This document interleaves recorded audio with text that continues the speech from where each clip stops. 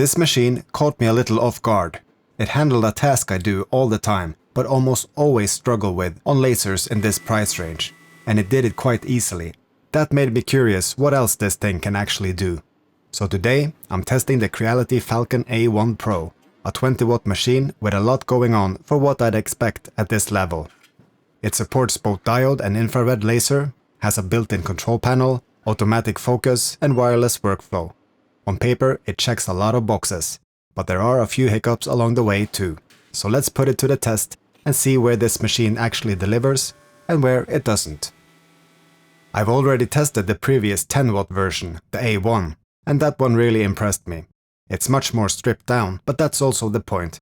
It's robust, simple, and very capable for the price. So now I'm curious what happens when you double the power and add all the extra features. Let's get it out of the box, get it set up, and see what Creality actually added here. The machine comes pretty much fully assembled and everything is well protected in the box. All parts and accessories are packed tightly inside the enclosure, with nothing moving around during shipping.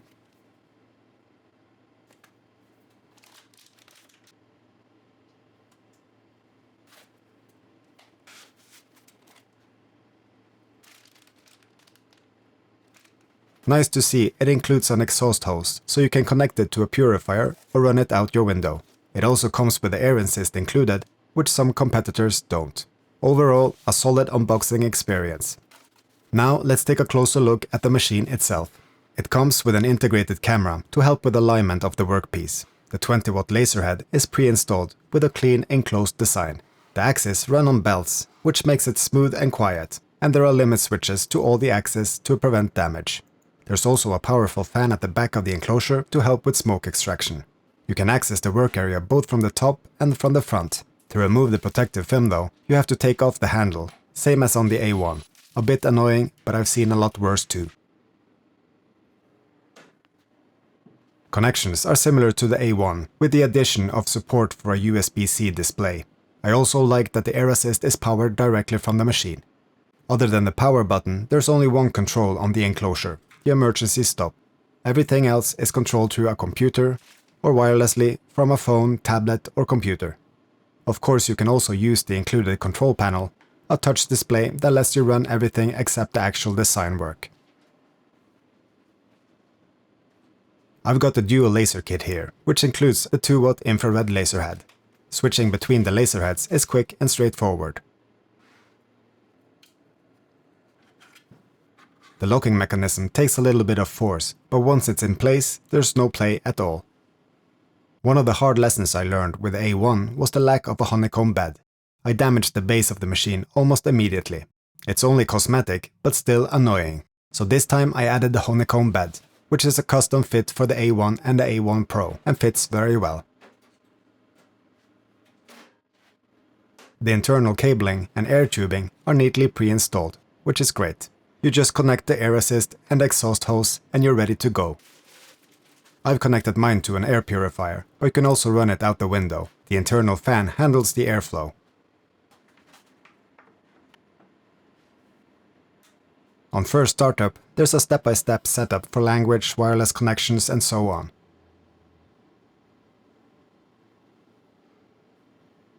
One of the most interesting new features is the autofocus.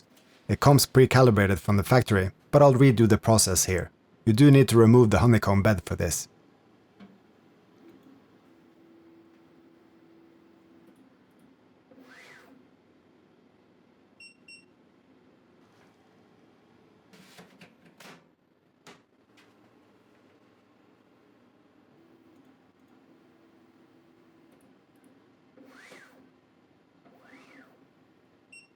If you want to fine-tune it, you can manually calibrate the autofocus using the included gouge, or just use manual focus. But honestly, the autofocus works very well, and that's what I prefer to use. Now, let's do some testing. I'm especially curious about the infrared laser, so we'll start there, and then move on to diode, focusing on engraving and cutting. I'm using Creality's own software here, which comes free with the machine. The camera is already calibrated from the factory, which is a good start. Let's begin with an anodized aluminium dog tag. Using Creality's own sample materials means the preset settings are already available. It engraves, but this is where things start to slip a bit. The engraving is lighter than expected, and the alignment is slightly off compared to the camera preview. Let's do another sample before adjusting anything.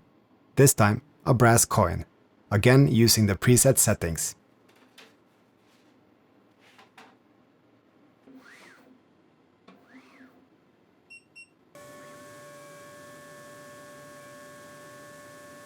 This looks much better, very clean engraving with sharp detail. I could push the power slightly for more depth, but overall a solid result. And that's the thing with the preset settings, they're a starting point. I always test and adjust depending on the material and the result I'm after.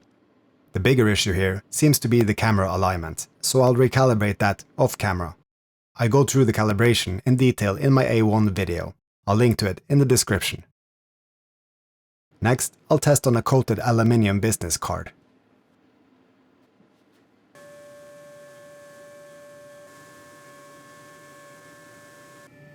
This already looks much better. The alignment issue seems to be resolved and the presets are pretty close, though again, a little bit of tweaking would improve it further. The infrared laser works great for metals and some plastic, but most of my work include working with wood. So let's switch over to the diode laser and test engraving and cutting. Before starting on the wood, I want to try something else. I have a project coming up that involves cutting felt. Make sure you stick around the channel for that one, because in that video, Creality has agreed to give away a laser to one of my viewers.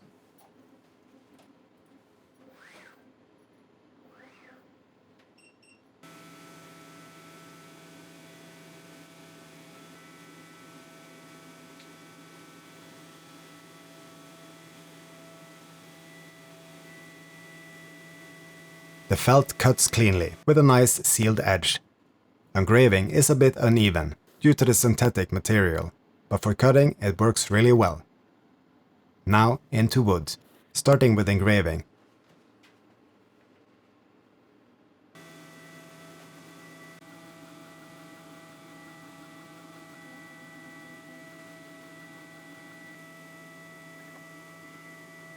No surprises here, clean result with good detail, even in small text.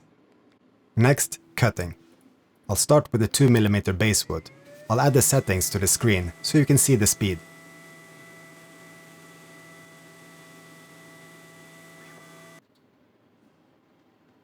Clean cut as expected. 3mm basswood next.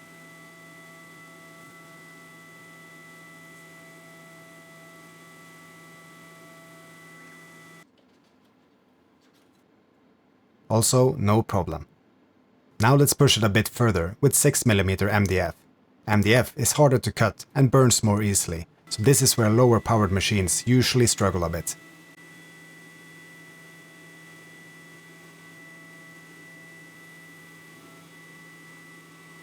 But here it cuts cleanly with minimal to no burn marks, even without masking it.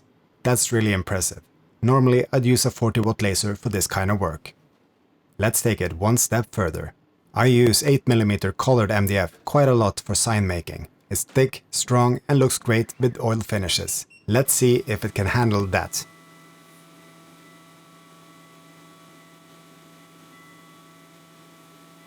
That is actually way better than I expected.